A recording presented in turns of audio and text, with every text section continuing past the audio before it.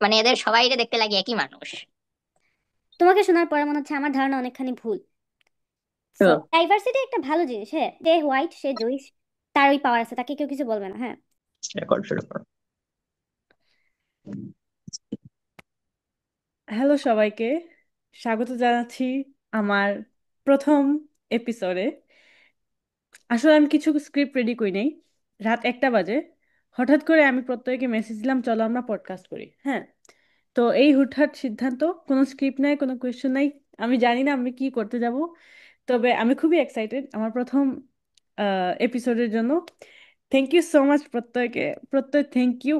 Welcome. আসলেই আমার সবচাইতে ভালো বন্ধুদের মধ্যে একজন, মানে ও হচ্ছে আমার একমাত্র ফ্রেন্ড যে কিনা পডকাস্ট করতে রাজি হয়েছে, আর কোনো ফ্রেন্ড পডকাস্ট করতে রাজি হয় নাই। যাই হোক, আহ, আমি বেশি সময় নিব না, আমি প্রত্যয়কে সময় দিব। তো প্রত্যয়, কেমন আছো? আছি তো ভালোই, ভার্সিটির সব প্রেশার টেশার সব মিলে ভালোই আছি।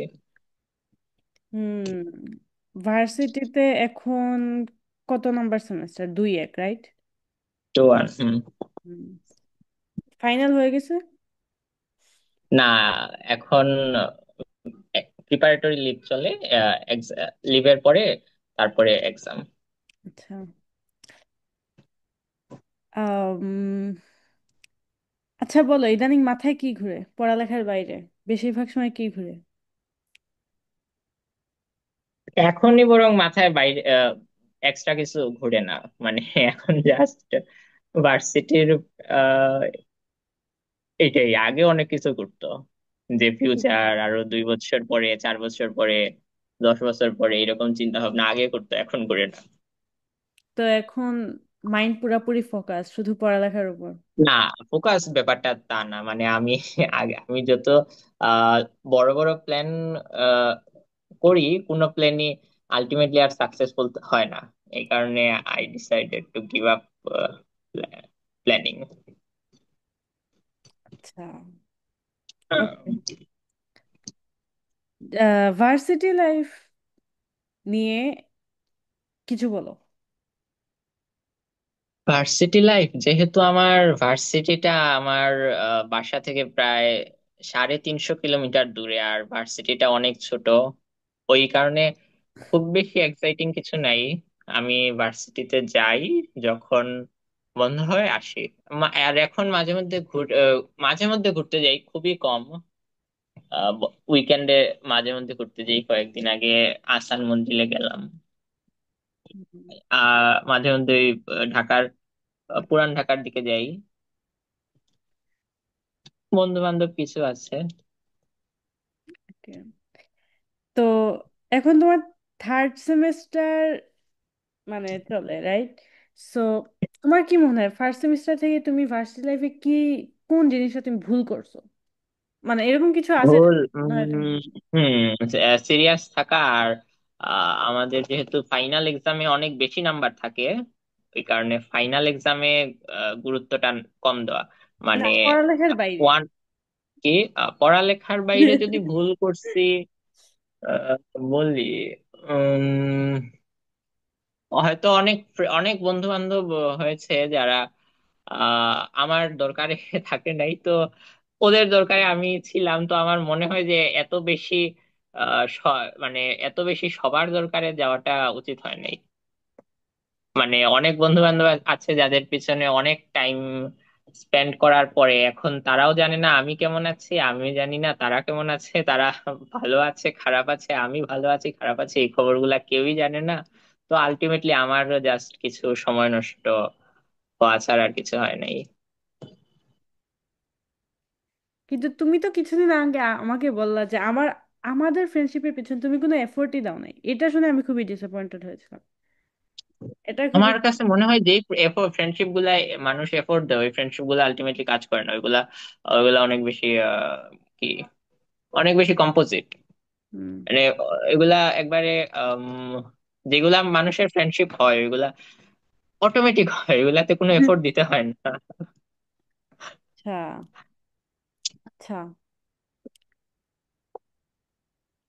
আমি বুঝতে পারছি না ব্যাপারটা কি, কিভাবে নিব এটা কি?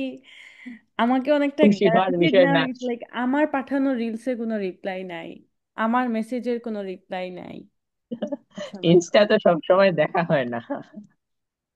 আচ্ছা বাদ দাও। আর ভার্সিটি লাইফে কোন জিনিসটা সবচেয়ে ভালো করছে বলে মনে হয়? ভালো না, এখন পর্যন্ত ভার্সিটিতে ভালো ওইভাবে কিছু করি নাই। আর জিপিটি আসার পরে তো মানে জিপিটি ইউজ করা সব সময় মনে মনে একটা খুঁত থাকে সব সময়। মানে নিজের কাছে নিজে আহ মানে নিজের কাছে নিজে একটু অপরাধীর মতো লাগে যে এই জিনিসটা এখনো শিখি নাই পারি নাই, বাট করি কাজে। ভালো তো ওইভাবে কিছু মনে হচ্ছে না। আচ্ছা, এটা খুবই ইন্টারেস্টিং একটা ব্যাপার। আর আচ্ছা, কি মনে হয় স্কুল, কলেজ এবং ইউনিভার্সিটি, এই তিনটার মধ্যে কোনটাতে এক্সপিরিয়েন্স সবচাইতে ভালো ছিল, কোনটাতে সবচেয়ে খারাপ ছিল? কলেজ। এবং ভালো হলে কলেজ। কেন ভালো, খারাপ হলে কেন খারাপ? আচ্ছা, খারাপটা আই থিঙ্ক আমি কলেজটা। অলরেডি জেনে গেছি, যে পড়ালেখা নিয়ে, এর বাইরে। আচ্ছা, কলেজের একটা মূল কারণ, স্কুলে যখন আমরা পড়তাম আমি তখন প্রায় সব যতগুলা ছেলের সাথে আমি থাকতাম, মানে ওইভাবে খুব বেশি ছেলের সাথে তো থাকিনি, কিন্তু এরা সবাই একই টাইপের ছিল। মানে হয় এরা ভালো বা মানে সবাই ছেলে, সবাই প্রায় মানে মোটামুটি একই ব্যাকগ্রাউন্ডের। যারা একটু অন্য ব্যাকগ্রাউন্ডের ওদের সাথে মিশতাম না, এটা একটা বিষয়। ভার্সিটি তো প্রায় সেম, সবাই ছেলে। মানে সবাই বলতে সবাই ছেলে, মানে খুবই অল্প কয়েকজন মেয়ে, এবং যারা মেয়ে ওদের সাথে তো ওইভাবে ইন্টারেকশন সেভাবে নাই। আর যারা ছেলে তাদের বেশিরভাগ আইদার ঢাকার খুবই একদম উম, মানে একদম পশ কিড ম্যাক্সিমামই। কাজেই এদের সবাইকে দেখতে একদম একই রকম লাগে, মানে ভ্যারাইটিটা খুব কম। কিন্তু কলেজে অনেক রকম মানুষের সাথে মিশছি, ছেলে, মেয়ে, হিন্দু, মুসলিম, আদিবাসী, বাঙালি, মানে ভালো খারাপ এদের, মানে মানে এত বেশি টাইপের মানুষের সাথে কলেজে মিশছি যে কলেজটা ইন্টারেস্টিং। করোনার কারণে মনে হয় না এটা? না, করোনার তারপরেও এরা যে যতজনের সাথে মিশছে এরা খুবই মানে মাইডিয়া টাইপের। আর যেহেতু ভার্সিটিতে যেহেতু সবাই একই ধরনের মানুষ, এই কারণে যারা একই ধরনের তারা সবাই একসাথে থাকতো। কিন্তু আমরা কলেজে যেহেতু অনেক বেশি ভ্যারাইটি, যেমন আমি যাদের সাথে চলতাম এদের মধ্যে অগ্রগামী স্কুলের আহ দুইজন, তুমি আর দীপিতা। তারপরে ব্লুবার্ডের কয়েকজন, ব্লুবার্ডের জিৎ, আরো আরো কয়েকজন, প্রমি। তারপরে তোমার ধরো হবিগঞ্জের কয়েকজন, কয়েকজন ক্যান্টনমেন্টের, কয়েকজন বর্ডার গার্ডের, মানে অনেক বেশি ভ্যারাইটি। আচ্ছা। ভ্যারাইটিটা সবচেয়ে ইম্পর্টেন্ট বাট মানে ফ্রেন্ডশিপের। ভার্সিটিতে তো সবাই ভিন্ন ভিন্ন জায়গা থেকে না? না না না না, ভার্সিটির ম্যাক্সিমাম ছেলে, মানে ম্যাক্সিমাম না প্রায় সব ছেলে, আর বেশিরভাগ ছেলে নটরডেমের। আর যারা নটরডেমের না তারা ঢাকার ধরো উত্তরা, রাজুকের রাজুক, তারপরে কি হলিক্রস, এরকম জায়গার। মানে এদের সবাই দেখতে লাগে একই মানুষ। তোমার যদি মানে ওর সাথে তোমার যদি ভাইব ম্যাচ না করে তাইলে কারোর সাথে ম্যাচ করবে না, এরকম। ইটস ইন্টারেস্টিং, কারণ আমি যেভাবে মনে করছিলাম আহ, বাংলাদেশের ইউনিভার্সিটি লাইফ যেরকম হবে, বা আমি যদি বাংলাদেশে থাকতাম আমার ইউনিভার্সিটি লাইফ যেরকম হতো, তোমাকে শোনার পরে মনে হচ্ছে আমার ধারণা অনেকখানি ভুল। ট্রু। সো আই থিঙ্ক আমি ট্রু। বাংলাদেশের ইউনিভার্সিটি লাইফকে একটু বেশি ভালো মনে করে ফেলছি, বিকজ ট্রু। মানুষজন সোশ্যাল মিডিয়া একটু বেশি ভালো ভালো জিনিসপাতি শেয়ার করে। একটু বেশি ভালো দেখায় মানুষ সোশ্যাল মিডিয়ায়, শুধু ভালোটা দেখায়, খারাপটা দেখায় আচ্ছা। না। কিছু আহ, কিছু প্রবলেমও আছে, যেমন ধরো, তো আমি ট্রিপলি মানে সার্কিটের বা হার্ডওয়্যারের কাজ, যেগুলা হার্ডওয়্যারের কাজ আমি কম পারি। আমি আমি তো সবসময় ঘরে থাকতাম, ধরো হার্ডওয়্যারে ছোট থেকে কখনোই কিছু শিখি নাই, করি নাই। তো হার্ডওয়্যারের কাজ যদি না পারি তো এই জিনিসগুলো তো হাতে কলমে একেবারে করতে হয়, ঠিক না? মানে আমার কাছে যদি ওই অসিলোস্কোপ না থাকে, আমার কাছে যদি কারেন্টের রেজিস্ট্যান্স না থাকে, আমি তো করতে পারি না। আমি ধরো কোডিং কম্পিউটার একটা থাকলেই করতে পারি। তো আমাদের ধরো তোমার মাত্র 2জন স্যার 30 জনকে হ্যান্ডেল করতে হয়। তো স্যারের পক্ষে ওইটা কোনোদিনই সম্ভব না যে 2.5 ঘন্টায় 30 জনকে হ্যান্ডেল করা এই হার্ডওয়্যার ল্যাবে। দেখা যায় যে স্যারও কিছুক্ষণ পরে টায়ার্ড হয়ে যায়, স্যারও বলে যে আচ্ছা ঠিক আছে, যে যেমনি পারো করো। এর মধ্যে হার্ডওয়্যার লেবে তো দেখা যায় 4-5 জন ভালো পারে, ওই 4-5 জন তাড়াতাড়ি করে চলে যায়। আর আমরা যারা ভালো পারি না, আমরা খুব সাফার করি।